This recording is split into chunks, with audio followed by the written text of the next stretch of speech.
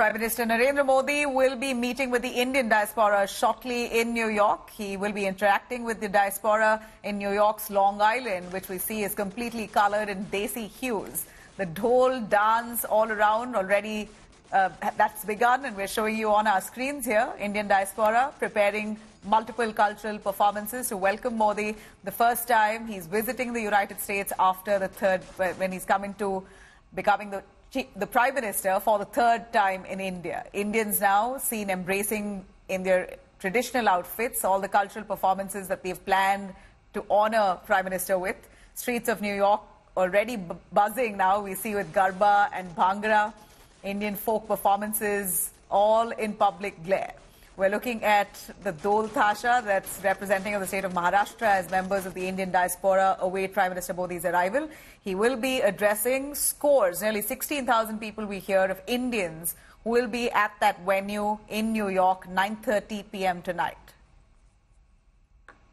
Raj, tell us about the preparation of the event. I mean, I've heard that there was a lot that went into preparing for this event, months, a lot of organization. Just give us a rundown as to what have you been able to do, and what can people expect from this address of the Prime Minister? Well, definitely, this is a celebration of the cultural ethos and, the union of the two largest democracies, on the planet. Over 600 organizations were involved in putting this together, representing, Indian Americans from all across the country. Even if you came in yesterday, you saw the people rehearsing. I mean, you have people who are dancing. We have artistic performances. Special guests. Representing technology, business. How's this different from the 2014 address in New York City? I mean, like we've been seeing, this is probably a much lesser audience, but trying to understand, like, what's the feel, what's the buzz on the ground within the NRIs? I mean, yeah, definitely. I mean, this is obviously there have been many events before. This one was, we really wanted to be able to organize something that kind of met along with kind of some, good meetings that were happening with the Prime Minister. And then the other thing is, like, it's tough. I mean, you have so many people wanting interest. We did the best we could to accommodate everyone. Last time when the Prime Minister was there, he said Sab Changa Si. I know a lot of NRIs, look forward to his speeches and his vision. What are you expecting the Prime Minister to talk about this time around? So I think, he's really going to talk about, based on my understanding, is, India's influence in the world, India's soft power, and also, the ways that Indian Americans have contributed to the American story. I am second generation. I haven't even been to India in a very, very long time. But, still, like, just the connection that we have is just so palpable. And I think that's something that he's going to be emphasizing. So you're further in the day, you're going for the Kamala Harris event? Yeah, absolutely. We are. We are hosting Vice President Kamala Harris. This is one of our last fundraising event. It's in New York, so yeah. She's going strong. She's going strong. And who are the Indians with? Sorry? Who are the Indians rooting? Almost 5 million Indians are rooting for her. 90% of Indians are going to vote for her. We are doing strong in Michigan and Arizona, Nevada, Georgia, North Carolina, Pennsylvania, and we still need to do some more work in Pennsylvania and Wisconsin.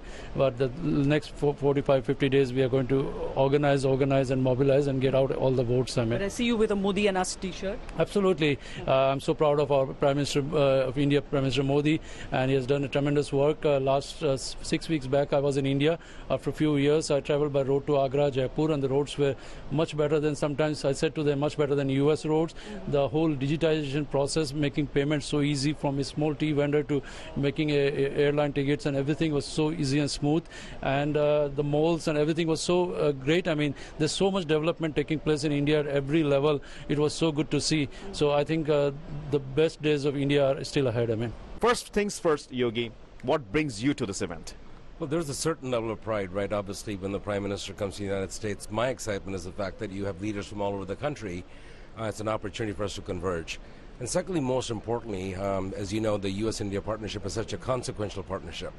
Understanding what is the mind of India and the Prime Minister and the Foreign Minister is obviously very vital from our perspective. But as you know, the people-to-people relationship is such a significant component of this partnership. Just really understanding the importance of how India sees the U.S. partnership is really this exciting time to really comprehend what is in store. How does the relationship pan out?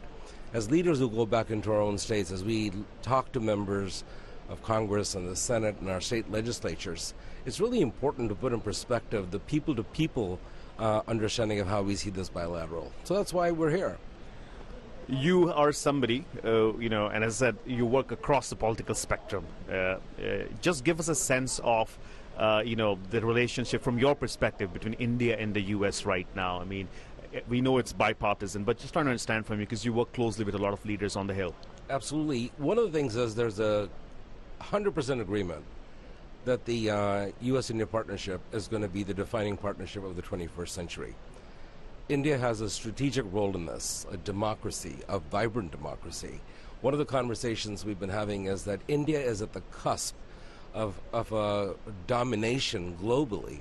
That is a rising moment which I think the world is watching, and I believe that Prime Minister Modi has been able to inculcate this persona. Former President Donald Trump, जब वो दिल्ली आ रहे थे, तो हमको न्योता आया prime minister के office से कि A.R. रहमान और आपको आना है to welcome a foreign dignitary. आप मुझे बताएं कि इससे बड़ा ऑनर शेफ के लिए क्या हो सकता है? This is how you tell somebody जो एक करियर की चॉइस कर रहा है बच्चा, उसको बताने के लिए कि ये एक ऐसा प्रोफेशन है जो बहुत एलिवेटेड है. आप देख रहे हैं एक साइड पे खड़ा है ऑस्कर विनर और एक साइड पे Michelin star chef to welcome American president. All right, well, we see all that celebration already playing out. Let me bring in Gaurav on this as well. Let me also introduce Ambassador Prabhu Dayal, author and former diplomat, joining us this evening. Thank you very much, sir, for your time. Gaurav, to start with you on the excitement that we see right ahead of Prime Minister Modi arriving, the Indian diaspora is all gung-ho to be seeing him after his third win here in India. Well, third win is something that Prime Minister, his team and the Indian diaspora, they all seem to be very excited about. And, you know, I covered Prime Minister Narendra Modi when he went to the United States first in 2014 and had that event at the Madison Square Garden. That Madison Square Garden was a way of telling Indians in America and Americans there, India is big on the world stage. Look at India's strength. Look at the strength of the Indian diaspora. It was getting everyone on one stage and the world took notice. And whether it's the Madison Square Garden or the same thing happened when Prime Minister Narendra Modi went for Howdy Modi at Houston, Texas. Again, like at Madison Square Garden, you not only had a large number of political leaders, whether Democrats or Republicans, and Howdy Modi, you also had then President Trump who was there for that, and I was covering that. Now, that is one way of showing India's strength, the strength of the Indian diaspora and how Indians have contributed to the American economy, and they are the bridge between the two countries in every which way. Indians are seen as somebody who are extremely hardworking, very intelligent, somebody who contribute to the American economy and they contribute to the Indian economy. So they are the true ambassadors of our country in the United States of America. You know, we also have Rohit Sharma, our correspondent, right there at the venue in New York from the studio. India Today studio looks quite squish. You want to take us through what's behind you, Rohit?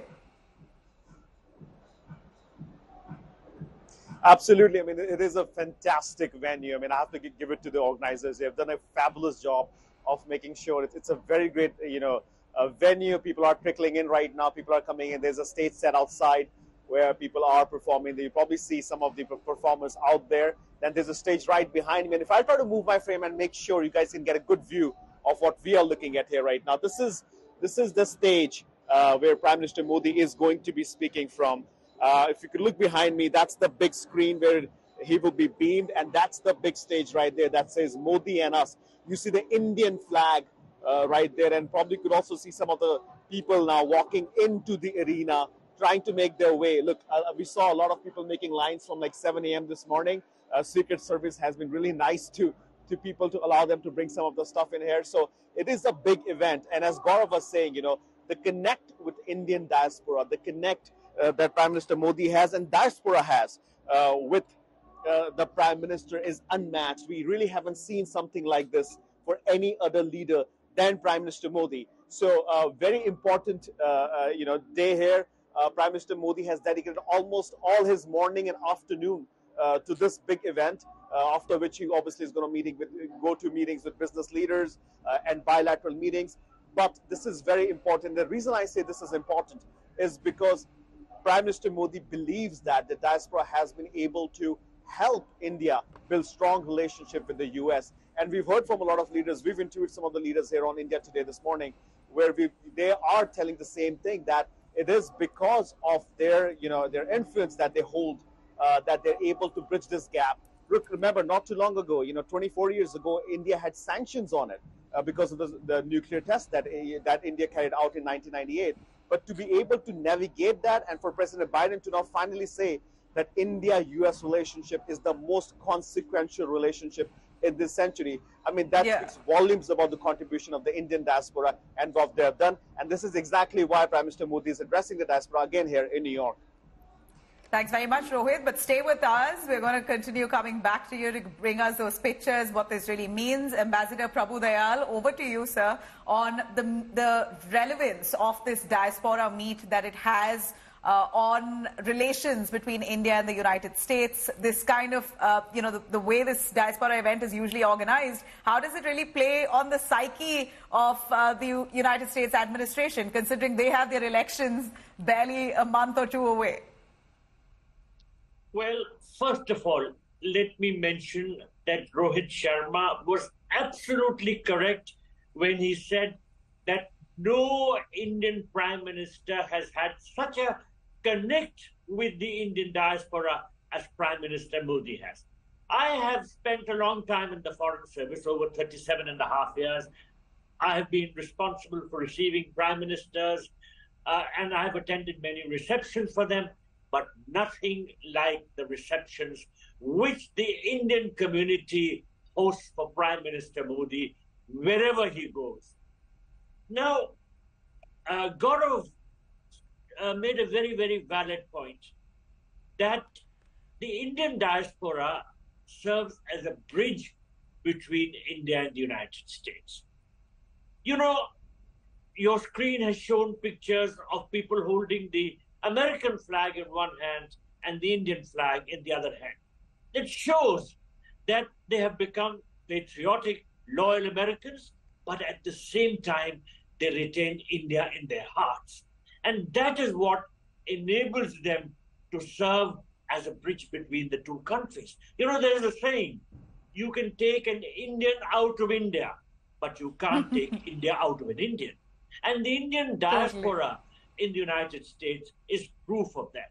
Now, they have done well in all spheres of activity, as doctors, engineers, technicians, software professionals, accountants, lawyers, in the fields of art, culture, even politics. Indians are doing very well. And their success has certainly made Americans realize that India is a country of value. Yeah. Now, the India-America friendship transcends political boundaries. In America, I found that support for India and for friendship with India is bipartisan. Of course, there are common interests. Both are democracies. We are both secular. We are multiracial, multilinguistic, multicultural. So this multidimensional polity in both countries also endears one another in this respect. Now, I would also like to mention that the future of the relationship is very, very good. India and America are natural friends. Yeah. But for a long time, the relationship was not that good, you know, because we were perceived as being close to the Soviet Union during the Cold War era. And the Americans said that either you were with us or you're against us. Now things have changed.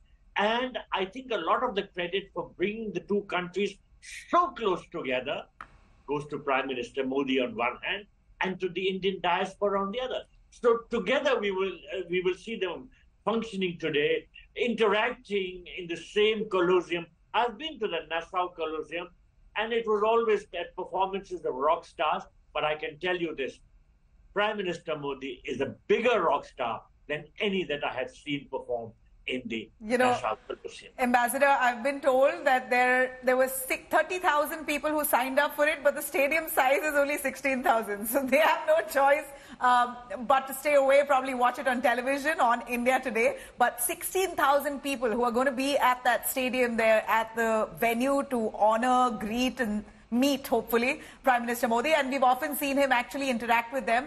It's going to be very interesting to see the kind of impact it has on the upcoming elections in the United States. If I could take our viewers through a quick take on the influence of the Indian community or the Indian American community in the United States.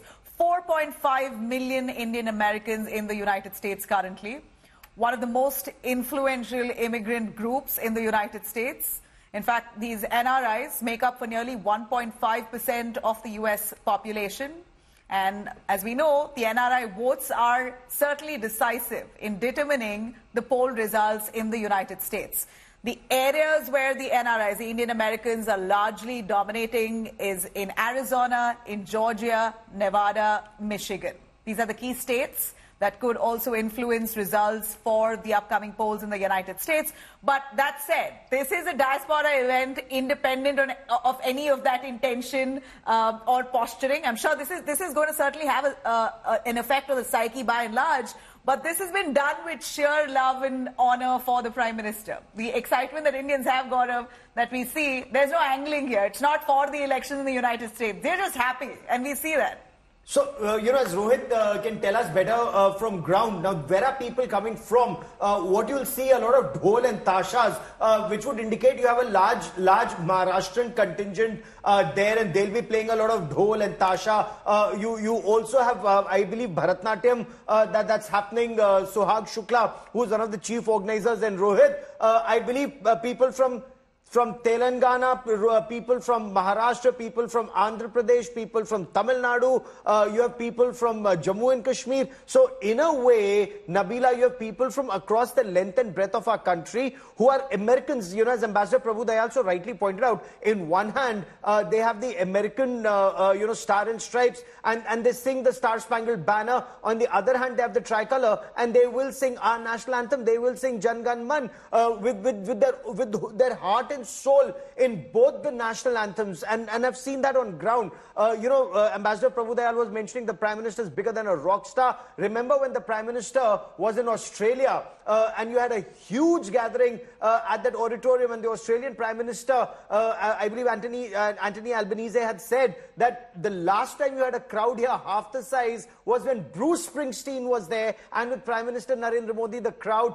is even larger, and he called Prime Minister Modi the boss. So that's the kind of popularity the Prime Minister has. And you know, when he goes there, what is it that the Prime Minister talks about? The Prime Minister talks about India's success story, about how India's digital benefit, the direct benefit transfer or digital public infrastructure, that's changed the world. And that's something, whether it's American diplomats, Canadian diplomats, the German diplomats, you have diplomats from across the world in Sarojini Nagar market. When they're buying vegetables, they're paying through either Paytm or Google Pay or any other such form of digital transfer. And they're surprised, from a thela wala to an ice cream vendor to a five-star hotel, you can make payment on digital transfer. That's India's big success story that Prime Minister Narendra Modi talks about. COVID-19, the vaccine story. Where else have you seen any other Prime Minister or head of state touch the feet of another Prime Minister or head of state and in absolute reverence? And the Prime Minister of Papua New Guinea did just that, because no country in the world was willing to share vaccines, and India did. With, if we had limited vaccines, we kept some for ourselves, but we shared some with countries in the Pacific region or across the world. And that is how India truly symbolizes, and it's not words, it's action, of Vasudhaiva Kutumbakam, Nabila. Stay with us. I'd like to quickly cut across to Rohit Sharma, who's spoken exclusively with the organizer of this diaspora event, which is called Modi for Us, or Modi for US. That's what they mean. Let me take you through the wordplay that's now on in the United States. Have a look. And joining us right now on India Today is one of the organizing members, one of the members on the steering committee of the Modi and US event. Sir, thank you so much for speaking exclusively with us. Just give us a sense of what went into planning of this such a big event. I mean, we're looking at, the things that have been set up here.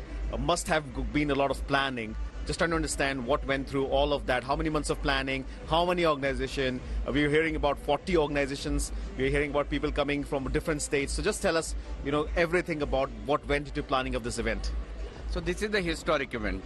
This is the fourth event, and it is after a long time. 2019, we had a Howdy Modi in Houston. And there was a popular demand from the American diaspora for Modi ji's reception. Last year when Modi ji came on the state invite, that time it was mainly in the Washington DC. So many people were feeling deprived of pleasure of interacting with Modi ji, and this is very on our popular demand it happened. This event has been put together in a record-breaking short amount of time. Generally, in the past event, for example, Silicon Valley, when we put together, when I was heading that event, it was almost took 3 months to do that. While this one, it is in 1.5 months. So it's a historically lowest number of days. And for that, if you look at it, that almost 498 organizations are partner organizations. Okay. And those organizations, they participate into that. Volunteers point of view, almost 300 volunteers are working for a long time, and steering committee member, host committee members are almost daily calls. Just like in office, there are some people are working almost 24 hours in a way. So that way it has been a very... so you're saying 6 weeks to put all this together, just 6 weeks? It is a 6 weeks from booking the place point of view, but the thought process and invitation has been there for a while. Okay. And so that's a very record amount of the Karyakarta's passion, the daily, because of the compressed period, they were almost working a daily basis.